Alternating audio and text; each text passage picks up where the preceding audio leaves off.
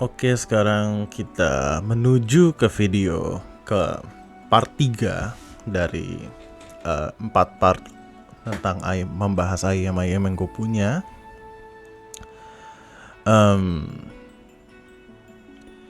Tapi sebelum itu gue pengen sedikit berbicara ataupun memberikan sedikit shout out ke satu grup di Facebook namanya Audiophile Kirehore ataupun apapun itu. Di sini mungkin dari ganti namanya, nanti gua akan taruh linknya di bawah. Gua pengen kalian ada ikut ke sana juga kalau kalian punya waktu dan sebagainya. Di situ gua akan posting juga tentang barang-barang gua dan review-review gua dan sebagainya. Yang bikin grup itu adalah subscriber dari channel ini, jadi gua harapkan kita semua bisa support dia juga dengan quest dia dalam membuat grup Facebook, yaitu. Oke, setup gua hari ini agak sedikit berbeda posisinya. Lu bisa lihat laptop gua di sana, di mana gua nge-record audio gua lewat laptop gua, dan alasannya adalah karena gua beli amp yang satu ini. Ini adalah, kalau misalnya lu lihat gua di grup Facebook ngepost tentang amp ini adalah Kayen HA1A MK2 dan beberapa tube rolling yang gue dikasih juga sama orang yang ngejual gue ini amp ini menurut gue cukup menarik, tapi gue tidak akan bahas terlalu banyak sekarang. Gue akan bahas ya di mungkin video dimana gue akan nge-review headphone ini ataupun ngebahas lebih banyak headphone daripada IM. Mungkin gue akan bahas amp ini. Oke. Jadi kita langsung saja mulai ke IM pertama kita, yaitu BGVP DM6. Nah, BGVP DM6 ini keluar di zaman-zaman masa-masa awal Chi-Fi, bukan masa-masa awal Chi-Fi juga ya, masa-masa ya awal lebih ke awal sih, masa awal Chi-Fi benar-benar booming di dunia barat. Ya, BGVP DM6 ini pas masa rilisnya jujur menurut gue adalah salah satu IM yang gue expect ya, meskipun sebenarnya pas dia rilis gue tuh belum gitu in dalam dunia ini. Pada masa dia rilis itu, considering competition pas zaman itu, sebenarnya suaranya lumayan. Bahkan sekarang pun sebenarnya gue jujur ngomong suaranya lumayan. Jadi nggak sampah banget gitu. Lumayan lah. Ya, gue bisa bilang dia itu adalah sebuah IM yang sayang sekali tuningannya tidak dapat. BTW ini video bakal panjang. Ya, lu pada relax, minum kopi, minum teh kalian, sambil tiduran, sambil melakukan aktivitas lain ya, sambil nyetir ya, serah sih kalau misalnya mau nyetir mungkin sambil melakukan hal-hal lain saya mendengar ya. Di sini gue usahakan gue berbicara tanpa membuat kalian perlu melihat screennya, kalau itu make sense. Oke, DM6 ini kecuali mungkin ada beberapa hal yang wajib seperti ini. Gue beli ini dengan sangat murah. Gue beli DM6 ini seharga 850.000 atau sejuta ya, kira-kira segitu, 850 sampai sejuta, meskipun harga asli ya sekitar 3 jutaan. Gua dapat ini dengan harga murah karena apabila Anda lihat ya di sini, gua nggak tahu ini ngezoom apa enggak karena kameranya jauh di atas, dia kelilingnya dari atas sampai pokoknya sekitarnya semua tuh ada crack, dan crack ini gua perkuat dengan menggunakan kutek ya, kutek clear ya. Gue lapisin kutek. Secara sound quality gue nggak nemuin masalah. Gue bandingin kanan sama kiri cukup balance juga, dan jadi gue nggak nemu masalah dari sound quality dari crack ini. Tapi ya ini bisa nge-crack, build quality jadi biasa aja, nggak gitu bagus. Terus tampang fittingnya enak, gue nyaman bagi gue. Soal suara, dia bisa dapet detail dan 3D stage-nya, walaupun dia punya sedikit kekurangan yang cukup jelas. Dan menurut gue lokasi kekurangan itu ada di tuning, general tuning, dan treble timbre. Menurut gue treble timbre di upper mid range, lower treble dan ke atas itu tuh udah agak berantakan menurut gue, nggak terlalu bagus ya. Jadi gimana ya? Ya ada kelemahan yang cukup jelas lah yang ada di BGVP di M6 ini. Tapi dengan itu gue coba fix sedikit dengan foam tips dan menurut gue agak sedikit membantu mengkalemkan kekasaran yang ada di treble-nya.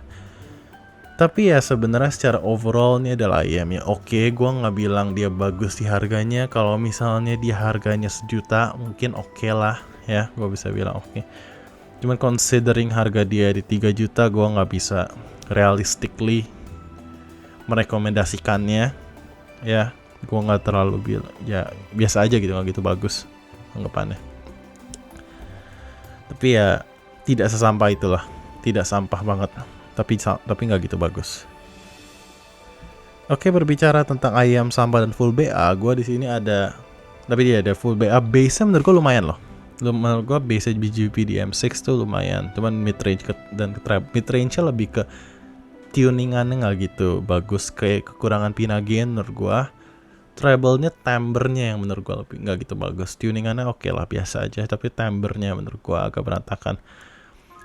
Technical performance oke, soal detail, stage oke. Mungkin soal attack-nya menurut gue agak sedikit kurang clean menurut gue sih. Tapi ya oke lah harganya. Tapi ya tuning dan timbre-nya menurut gue agak bermasalah. Oke, untuk berbicara tentang IM full BA ya, IM full BA juga. Tapi yang ini suaranya full sampah ya adalah ini Sony XBA4. Menurut gua ini ada kegagalan Sony yang luar biasa. Karena kalau misalnya lu lihat di meja ini tidak terlalu banyak IM, karena sebenarnya banyak sekali, ada beberapa IM di sini yang udah gue jual. Terutama kebanyakan dari IM tersebut adalah IM flagship Sony yang dulu gue sempet koleksi. Jadi gue dulu berencana untuk koleksi semua IM flagship Sony. Jadi gue ada Z1R, X1000, XBA4, XBA40 belum. Terus gue ada XBA A3, XBA H3, Z5 gue belum, sama N3 gue belum. Pokoknya itu. Sama ada lagi M9 sih, cuman gue nggak tahu apakah itu flagship juga, apakah dia langsung berkeluar bersama Z1R. Tapi kayaknya M9 tuh keluar sebelum Z1R, jadi harusnya gue beli M9 juga. Gue ada beberapa offer M9 di masa lalu dengan harga yang cukup oke. Cuman itu adalah masa-masa di mana gue menyadari kalau lebih baik gue kalau untuk harga segitu beli headphone aja. Jadi ya gue kalau misalnya ada duit itu juga mungkin gue akan ganti deck gue, karena deck gue nggak gitu bagus. Tapi ya itulah, karena gue udah ada Z1R juga sih, gue udah berhenti berpikir soal koleksi flagship itu. Karena artinya dengan gue koleksi flagship itu artinya kan gue akan mengkontribusikan ya belasan juta ke barang-barang yang gak bakal gue pakai, dan mostly barang-barang itu adalah sampah gitu. Contohnya adalah XBA4 ini. Meskipun kelihatan di meja ini gue Sony fanboy tapi gue akan menyampa-nyampa XBA4 ini karena dia patut untuk disampah-sampahkan. Menurut gue ini adalah Sony yang sedang gagal, karena dia ngerilis ini setelah EX1000, dan EX1000 adalah IM yang luar biasa. Ini itu IM yang oke, spatial presentationnya standar lah ya, mungkin agak sedikit di bawah standar, sunsetnya agak sempit, gue ngerasa juga agak claustrophobic di sini. Base-nya BA base yang agak bagus menurut gue, nggak terlalu gimana banget, tapi kerasa keringnya, kerasa BA-nya. Mid range-nya juga nggak gitu bagus, timbre-nya agak sedikit berantakan juga. Treble-nya sampah parah, nggak jelas. Gue nggak tahu apakah ini gue dapat Sony XBA 4 KW. Gue nggak tahu apakah itu exist apa enggak ya. Cuman dia gimana ya, kayak ya sampah aja gitu loh ya. Gue nggak tahu apakah Sony lagi asal ngentot aja, tahu-tahu dia kita bikin IM aja ini, haha, mereka pasti akan beli karena kita Sony gitu ya. Mungkin fanboy pasti akan beli gitu ya, kayak gua tadi. Gue merasa najis setelah gue mendengar ini dan membandingkannya dengan Z1R dan X1000 dan M7 dan apapun yang ada di sini. Ya gue agak merasa geli aja tadi denger ini. Nggak bakal gue jual. Kenapa? Karena gue kasihan sama orang yang akan beli, ya, seperti biasanya. Berbicara, dan ini adalah IM yang nggak murah dan suaranya murahan, agak seperti ini. Nah, ini adalah Final Audio Heaven 6, Heaven 6. Gue beli ini nih, harganya sangat murah. Gue beli ini sekitar 1 juta rupiah. Dan jujur aja kalau misalnya gue tahu suaranya seperti ini, gue nggak yakin gue akan keluarkan 1 juta rupiah. Sebenarnya technical performance-nya itu oke, menurut gue. Technical performance-nya cukup bagus. Ini harga aslinya tuh sekitar di 6-8 juta kalau nggak salah, ya. Dan gue nggak yakin ada pun satupun orang yang akan bahagia mengeluarkan duit itu untuk ini. Mungkin ada orang-orang yang aneh, ya. Problem gue dengan Final Audio itu sebenarnya, kecuali untuk E-series dia, ya, gue sebenarnya udah nyoba kayak A4000, A3000 gue belum nyoba, A8000 gue belum nyoba, A4000 gue udah coba, dan itu tuningannya sampah menurut gue. Banyak sekali Final Audio barang-barang tuh yang tuningannya sampah. Gue udah nyoba kayak piano forte. Nah itu tuh adalah, itu gue nggak tahu itu apa. Gue nggak tahu itu earbud. Gue nggak tahu itu IM. Gue nggak tahu itu apa, kayak corong bernyanyi. Gue nggak tahu itu apa. Itu kayak Gucci gitu, kayak Gucci lu masukin kuping lu kayak ginian nih. Gue nggak tahu ya, kayak gini nih lu masukin kuping lu. Terus yang keluar dari lubang itu adalah sakit dan sedih dan kesedihan dan kematian deh. Itu gue nggak tahu tuh tabung apaan teh itu piano forte. Pokoknya itu adalah IM ataupun earbud ataupun earphone, apapun itu suppelan kuping paling sampah yang gue pernah denger, ya. Gue mending dengerin TRN MT10 daripada itu teh. Kalau nggak usah dinyalain lagu teh, itu gue tempel di kuping gue buat pamer aja teh. Itu 10 juta teh. Lu bayangin tuh IM 10 juta, bukan IM sih, kayak nggak pakai ear tips. Intinya kayak nggak pakai ear tips, saya bentuknya kayak IM. Itu sampah banget. Gue nggak tahu teh lu mau dengerin apa di sana yang akan terdengar baik. Itu problem di Final Audio adalah dia tidak bisa tuning kebanyakan, ya. Kalau lo lihat measurement dari kayak Adagio 3 yang laps nggak jelas itu, lo bakal lihat itu roller coaster di mana-mana. Tapi problem di sini adalah nggak semua Final Audio begitu sih, yang jelas, ya. Ada beberapa yang menurut gue bagus, kayak E2000, S1000 itu menurut gue salah satu IM Final Audio, ataupun sebenarnya di price range-nya menurut gue sangat kompetitif. Jadi jujur untuk budget Final Audio oke. Untuk flagship gua nggak tahu A8000. Tapi untuk ini mid-nya yang nggak flagship banget tapi nggak budget banget, ini tuh shit. Itu shit, ya. Kalau technical performance sebenarnya oke.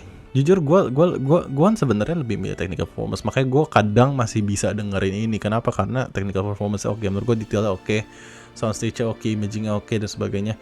Kayak bass extensionnya menurut gue bagus untuk single BA loh. Ini single BA tapi bassnya itu very good menurut gue. Problemnya adalah dia nggak ada pinna gain satu. Gue ini ataupun at least terdengar seperti dia tidak ada pinna gain. Terus dia ngerasa kayak agak sedikit muffled dan honky gitu loh. Gue nggak tahu sebutannya apa, kayak mendem nggak jelas gitu. Dan itu problem nomor satu gue di sini. Gue akan nyoba berbagai macam filter dan sebagainya mungkin untuk mencoba untuk membenarkan ini, karena sebenarnya technical performance-nya oke dan sebenarnya fittingnya nyaman, ya. Tapi ya gitu, BTW ini gue mod MMCX karena kabelnya udah mulai rusak, jadi ya itu. Tapi ya gitulah ya. Kayak gue nggak tahu apakah Final Audio punya kendala untuk tuning atau bagaimana, gue nggak tahu. Tapi kalau misalnya kita mau bicara soal tuning, ini adalah salah satu perusahaan yang bisa beneran mentune IM. Rata-rata IM yang mereka rilis tuningannya at least bagus, yaitu VA Audio, bukan Moondrop, karena Moondrop ngerilis SSR dan SSP yang bikin gue mau bunuh diri tadi. Tapi TA Audio menurut gue ada Legacy 3, Legacy.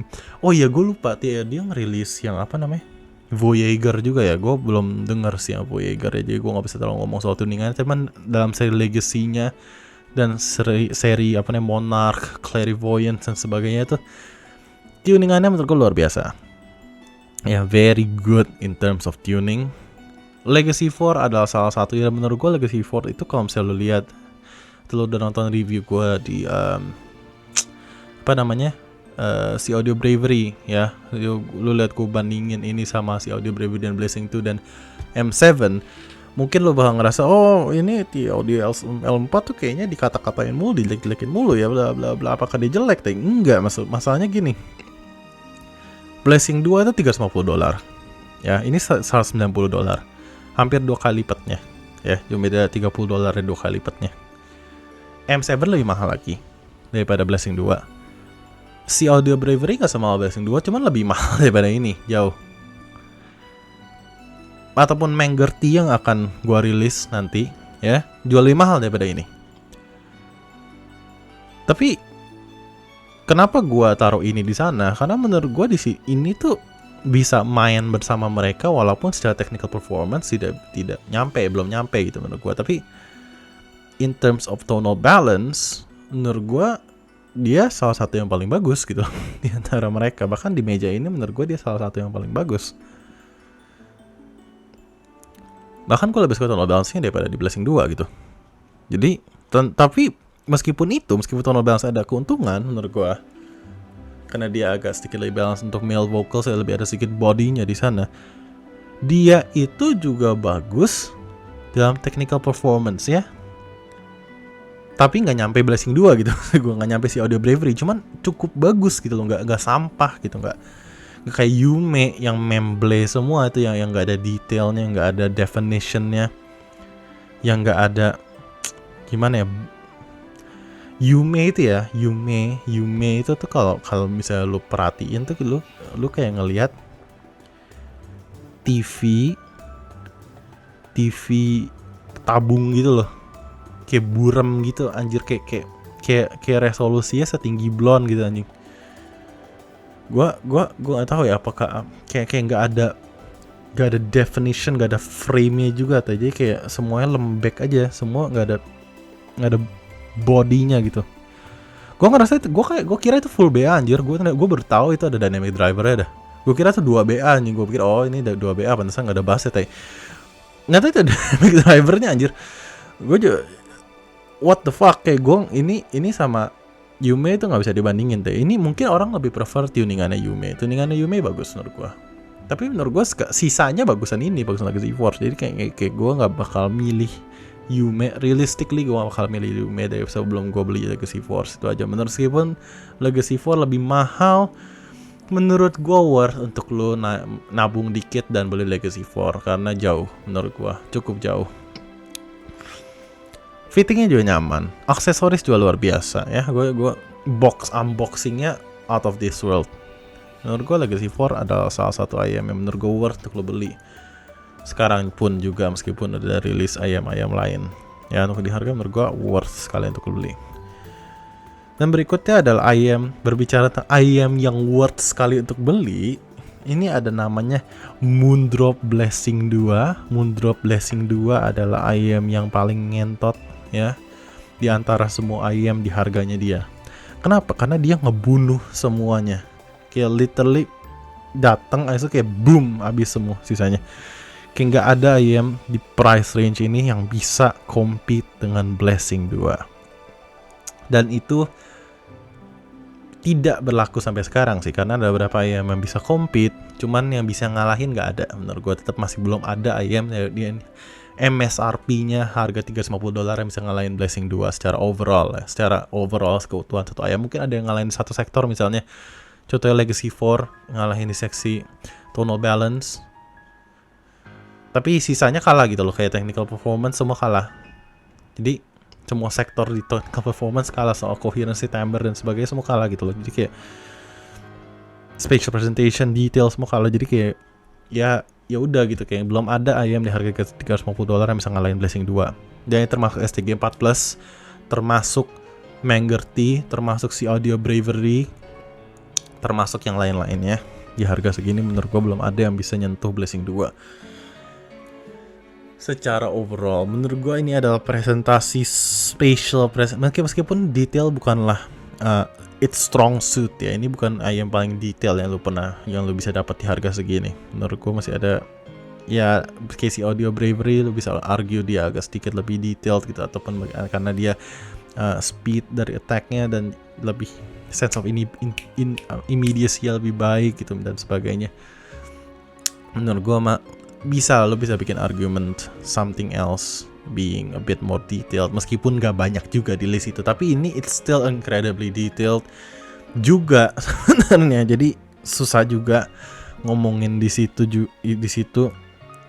Tapi ada satu sektor yang menurut gue agak sulit sekali untuk dilawan untuk ayam di bawah 10 juta, yaitu spatial presentation dari Blessing 2. Ini tuh a fucking technical IM. Orang bilang ini tuningannya luar biasa. Jadi kalau misalnya lu nyari tonal balance, cari Blessing 2. Menurut gue enggak. Menurut gue jujur lebih impressed sama technical performance ya. Karena kalau tuning ya orang asal tuning aja gitu. Ini kan multi driver, ini kan dengan BA ya. Jadi nggak akan sesulit lu nge-tune single dynamic kayak X1000 ataupun Touch Gym Oxygen ya. Akan lebih sulit untuk tuning single dynamic driver daripada multi BA. Itu sepemahaman gua ya. Mungkin untuk beberapa hal akan lebih sulit. Menurut saya untuk ngilangin kayak third order distortion dan sebagainya itu akan lebih sulit untuk BA. Cuman kayak dalam frequency response wise, setahu gua lebih sulit untuk tuning single dynamic driver. Makanya banyak yang begitu-begitu. Ya terutama kayak di headphone tuh agak lebih rumit lagi sih sebenarnya, karena dia perlu ngitungin soal apalagi close back headphone itu tuh lu perlu ngitungin soal resonansi mantulan dan sebagainya, semua tuh ribet lah ya. Dan kayak interaksi terhadap kuping Anda dan sebagainya, semua tuh agak ribet. Tapi yang gue lebih impress ya maksud gue adalah technical performance, di mana dia bisa bikin spatial presentation, soundstage imaging, separation, kayak depth ke depan yang menurut gue sangat sulit sekali untuk direplicate di IM di harga manapun. Ini jujur aja ya, kalau misalnya gue bisa dapat Blessing 2 yang lebih koheren, karena gue ada masalah koherensi di sini, atau bahkan lebih idealnya single dynamic driver ataupun single planar driver kalau misalnya kita udah nyampe sana, dengan detail lebih baik, spatial presentation yang sedikit lebih baik, dengan tonal balance yang agak sedikit lebih warm, gue akan dengan senang hati, ya detail pasti lebih baik sih ya, tadi gue bilang detail lebih baik, koherensi, spatial presentation sedikit lebih warm, ya pokoknya itu, gue akan dengan senang hati kayak bayar 20 juta untuk itu. Kayak dan terutama dengan kayak bass timbre, mid range treble timbre untuk itu gitu loh. It's going to be a fucking amazing IM. Cuman sayangnya masih belum ada yang bisa bikin single dynamics untuk dapat itu semua. Ya. Oke, Sony M7. Sony IR-M7 itu adalah salah satu full BAIM yang mengerti cara ngebikin dynamic driver timbre. Menurut gue agak sedikit konyol sih sebenarnya kalau misalnya lu mau. Oke, gini nih. Gua pengen beli IM full BA tapi dengan timbre sedekat mungkin dengan dynamic driver. Mungkin bagi manufacturer it makes sense ya, tapi untuk buyer kenapa lo nggak beli IM yang hybrid aja gitu loh. Mungkin koherensi, ngomongin soal koherensi juga, karena ini menurut gue cukup koheren kecuali treble-nya tuh. Karena Sony IR-M7 itu adalah IM yang menurut gua itu bisa menerima benefit dari BA dan dynamic driver meskipun being full BA. Karena timbre dari mid range dan bassnya menurut gua luar biasa. Dia bisa nge-produce impressive amount jumlah kayak natural bloat daripada dynamic driver yang cukup impresif menurut gua di untuk full BA. Dan ayam lain, dan gue belum nemuin ayam lain yang bisa mereplicate hal itu kecuali 64 Audio U12T dan IR M9. Jadi menurut gue ini accomplishment yang luar biasa. Jadi anggapan ini nih kayak gue merhatikan M7 ini model-model kayak gue melihat U12T tapi di price range dia gitu. Jadi kayak bukan nggak selevel U12T jelas ya, tapi anggapan kayak IM dengan full BA dengan kemampuan timbre yang luar biasa, tapi di harga dia gitu. Kayak that's this IM is for gitu. What's this IM is for? Ini ada memenuhi kategori itu. Problemnya adalah treble timbre yang menurut gua itu nggak natural, yang agak kasar, yang agak kurang menyenangkan lah ya. Nggak sampai XB4 tuh sampah, tapi ini tuh masih bisa terima lah ya.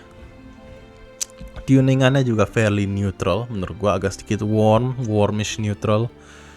Menurut gua overall pleasant IM to listen to. Menurut gua dia agak sedikit lebih detail daripada Blessing 2, sedikit lebih detail daripada noticeably sebenarnya lumayan jelas kalau lo perhatiin. Dia agak lebih detail dia lumayan bagus, dynamics dia lumayan bagus, soundstage width lumayan bagus. Jadi sebenarnya ini IM yang very technical juga dan tonally very good juga. Jadi it's a well-rounded IM menurut gua. Oke, sekarang kita menuju kedua big boys di sini, yaitu Sony IR Z1R dan Sony EX1000. Nah, dua IM ini akan pasti berada di part keempat, di mana gua akan membahas bagaimana kedua IM ini ataupun plus Blessing 2 mungkin juga merubah pandangan hidup saya dalam dunia IM, ataupun at least berkontribusi sangat banyak di perjalanan gua sebagai both audiophile dan reviewer gitu. Karena mereka berdua tuh adalah tipe-tipe IM yang akan membuka pikiran gue akan dunia IM dan dunia audiophile secara general ya. Oke, tapi di sini gue akan lebih membahas tentang bagaimana gue memakai mereka dan tentang sound quality mereka.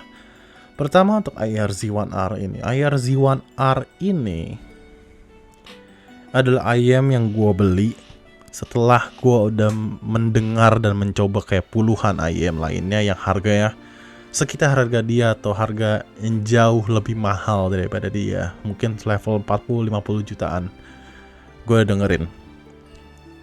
Yang sayang sekali gue belum dengerin adalah Odin, karena Odin itu pas gue beli Z1R adalah dia baru rilis, jadi gue belum ada orang Indo yang sempat beli, jadi gue belum sempat nyoba. Sekarang udah ada, tapi gue ada kepalang beli ini. Mungkin kalau gue nyoba Odin, gue akan keracun dan gue akan beli Odin juga. Tapi ya mungkin juga enggak. Ya, tidak ada yang tahu.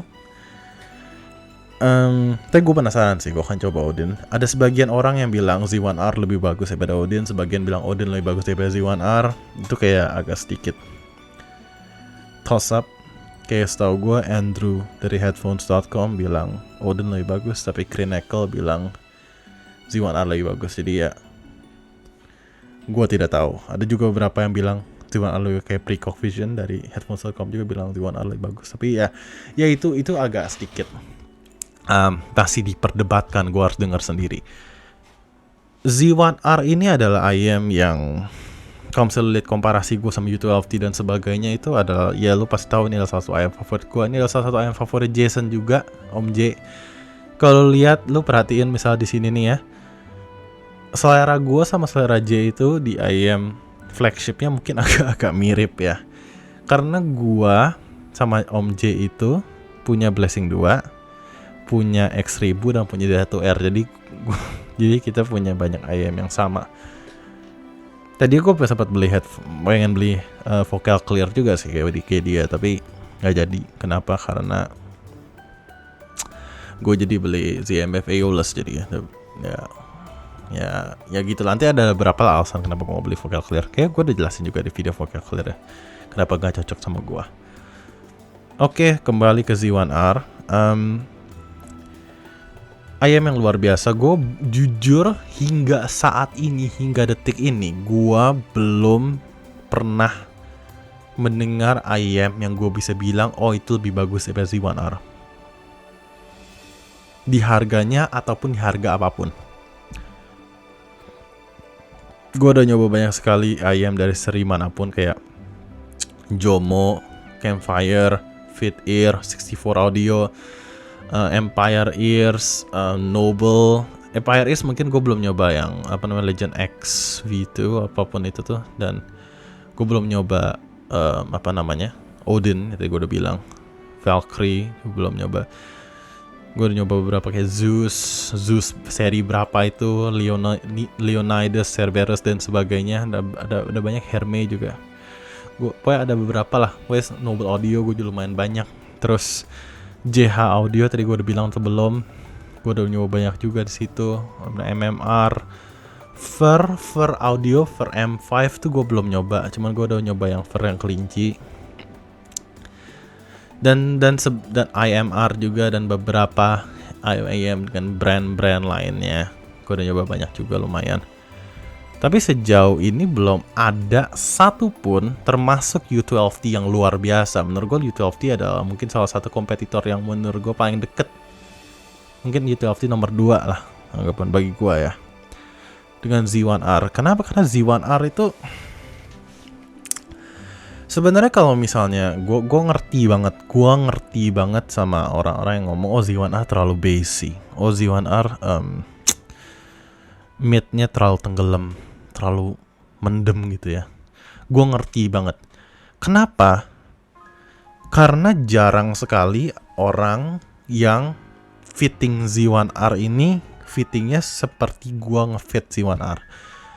Kenapa? Karena gue itu ngefit Z1R itu in a particular way yang gue nggak yakin semua orang bisa melakukannya kecuali kuping Anda besar seperti kuping gue. Yaitu gue fitting entot. Untung kagak jatuh anjing. Fuck. Panik banget gue. Mati anjing. Pokoknya itulah. Fitnya itu satu-satunya fitnya adalah, lu pernah nyoba IM Etimotic nggak? Kalau lu pernah, lu bayangin ini segede ini, sebulky ini, lu coba fit ke kuping lu kayak Etimotic. Bayangkan dulu. Bagi yang tidak mengerti, nih, anggapan ini adalah lubang kuping Anda yang terdalam. Ini daun telinganya, ini kanalnya di mana biasa kita masuk ear tips di sini, cet gitu. Biasa kalau orang normal pakai ear tip akan ada ini lubang paling dalam ya, akan berada sedikit di atas dia. Kalau enggak ya kejauh dan dia kalau misalnya dia biasa pakai ear tips yang lebih lebar gitu dan sebagainya.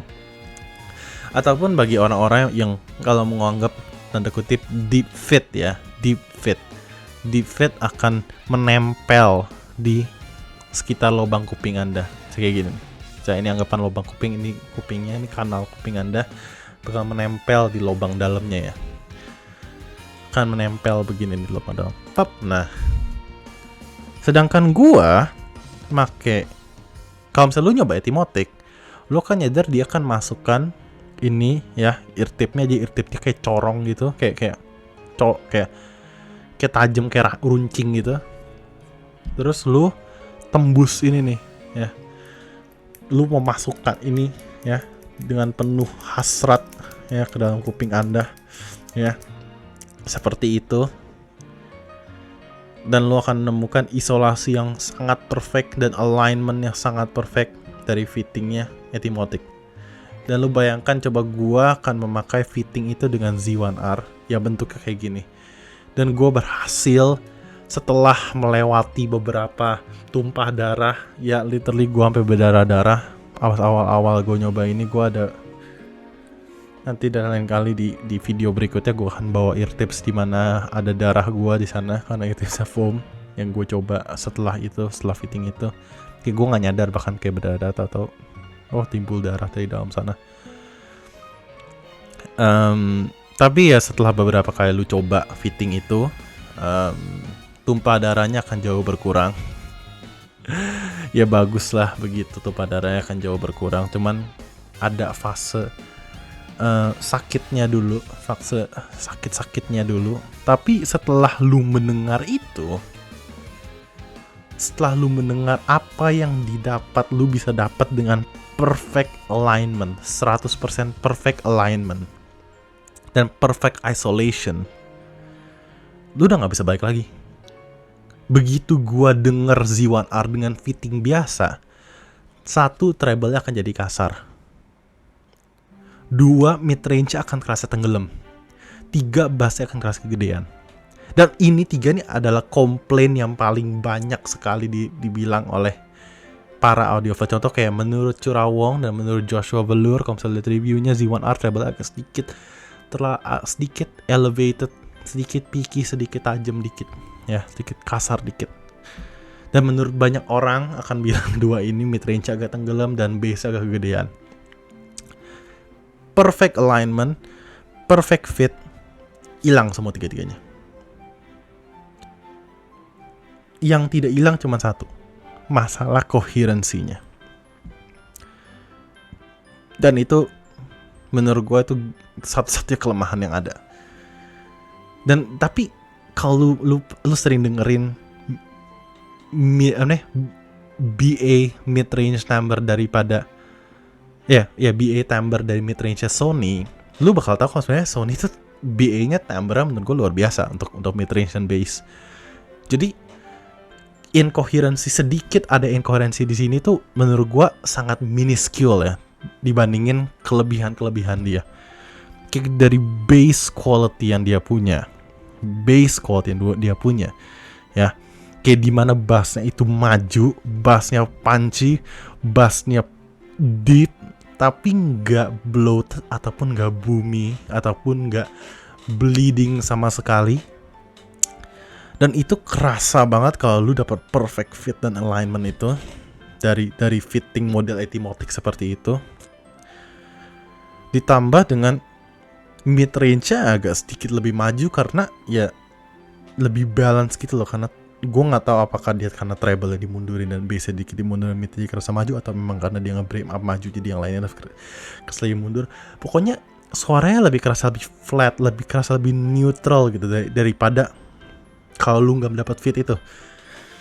Dan menurut gue sayang sekali dimana gue gak bisa bener-bener nge-show off kemampuan Z1R, ataupun kayak bahkan sebagian besar orang gak bisa dengar kemampuan luar biasa dari Z1R ini, kecuali kuping dia desain antara dia perfectly aligned sama arah suara dia, jadi kayak beneran emang perfect ratio, ataupun kupingnya yang besar dan seperti black hole bisa lu masukin kayak kuping gua, jadi lu dapet perfect alignment begitu.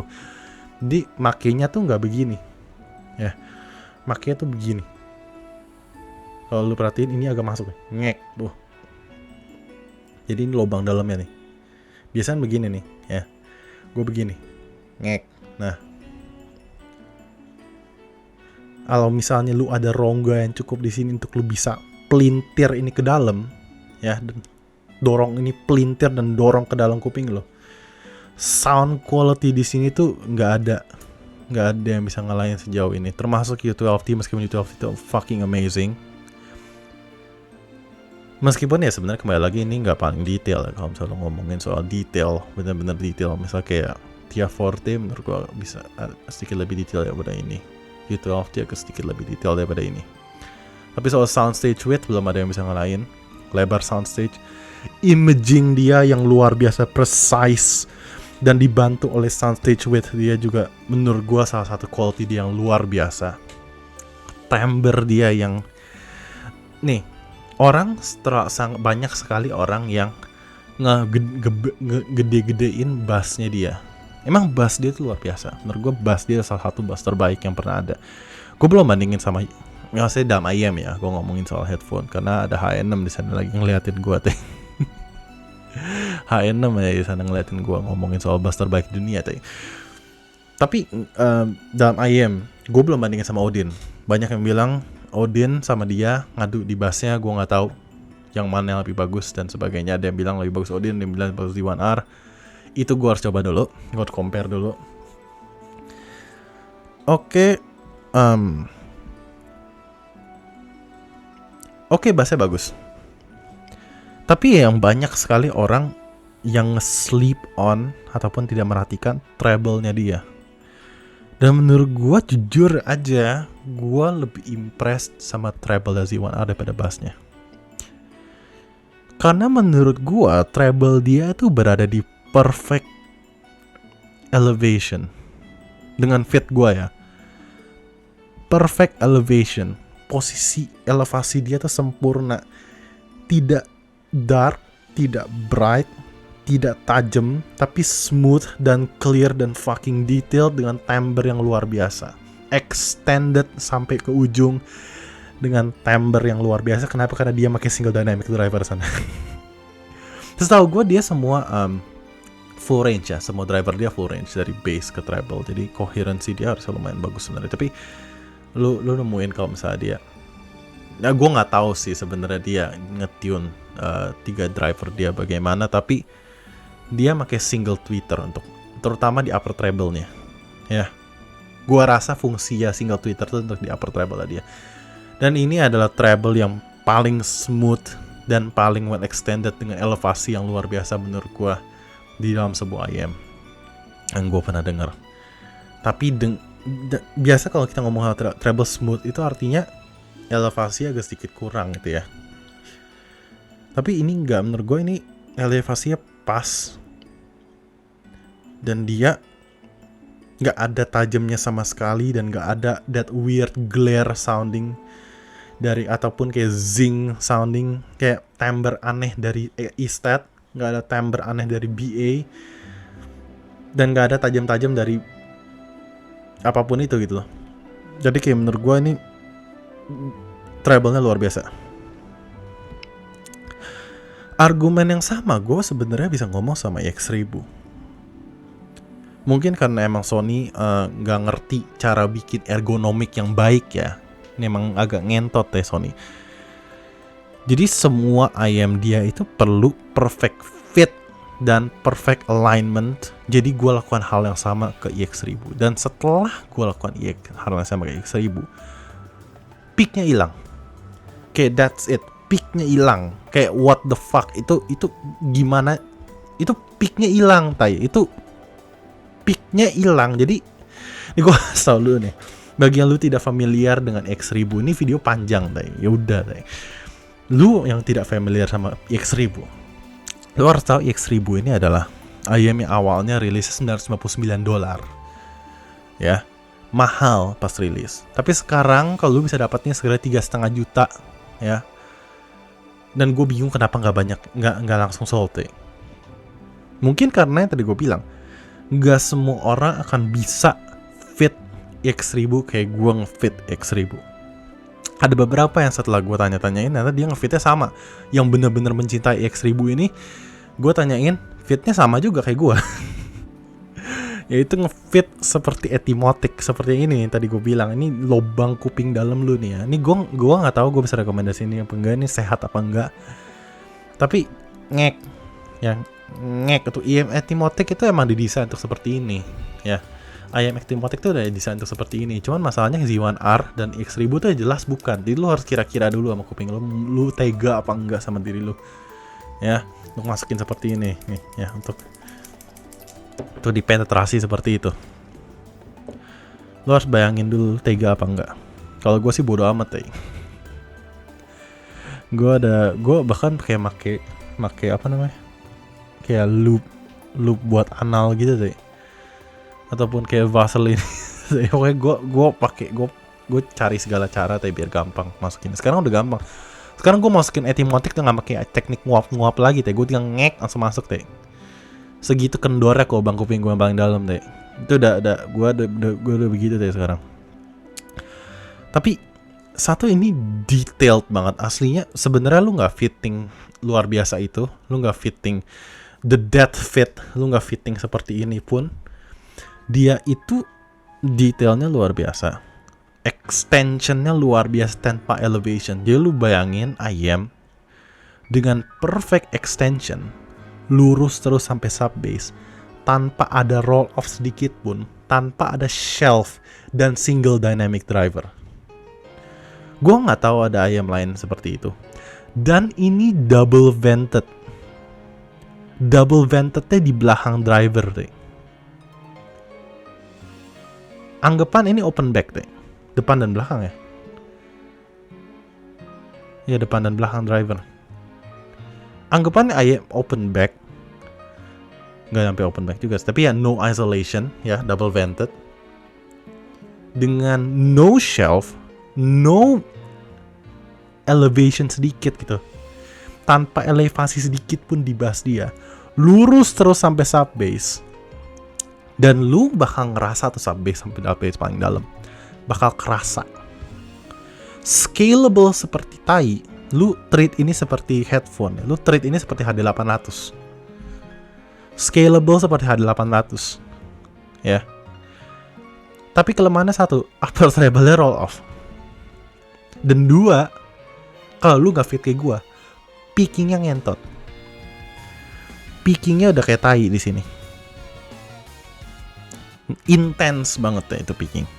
Ini highly dynamic, highly detailed IM. Soundstage lebar, imaging luar biasa. Harga murah, fittingnya kayak ngentot. Tapi begitu lu dapat fit itu, lu berfit yang penetrasi itu, penetrasi fit itu, ini beneran. Gue bisa bilang ini sekelas Andromeda. Kenapa? Karena gue pakai fit itu. Kalau enggak, gue nggak bisa bilang itu. Gue nggak bisa bilang ini sekelas Z1R ya. Gue bandingin sama Z1R, gue tahu Z1R sedikit lebih bagus. Tapi harganya, men, ini 17 juta secondnya. Barunya 22 juta, yang ini 3,5 juta, tai barunya nggak ada discontinue. Beda jauh, tai ini kayak Andromeda secondnya berapa sih? 10 juta. 10 juta pun udah murah. Gue kan sekarang 10,5 sampai 11 juta ya, nggak salah. Ini 3,5 juta, tai. Lebih murah daripada Blessing 2 secondan deh. Kayak what the fuck deh. Cuman masalahnya treble extensionnya nggak ada. Nge-roll off tuh di situ. Kecuali lu berani. Ada satu cara buat nambahin treble extensionnya. Lu cabut filternya. Nah ini unik juga nih. Lu bakal ngerasa mid dia agak nasally. Lu cabut filternya dia. Mid dia lebih maju, upper treble lebih maju. Tapi peaknya makin intense. Nah satu-satunya cara untuk lawan itu, dia lebih bright, dia kayak treble fucking shit gitu. Tapi ada satu cara buat ngelawan dia. Lu sodokin itu kuping lu. Di fit itu. Tapi jujur gue lebih demen ada filternya sih, jadi gue masukin lagi. Gue cabut, gue masukin lagi deh. Jadi ya gue nggak cabut filter sih. Gue oke lah sama nasally itu, dan gue terima dia nggak ada extension yang luar biasa. Tapi gue terima itu karena gue tahu kalau gue lebih prefer suara ini. Tapi ya itulah.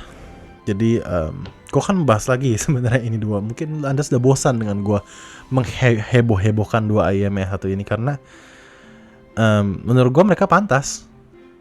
Menurut gue mereka pantas gitu, karena gue bukannya fanboy Sony karena for the sake of fanboy Sony ya, karena gue juga banyak banget ngata-ngatain IM Sony. Menurut gue banyak sekali kesalahan yang telah Sony lakukan, terutama di lineup XBA mereka yang sampah.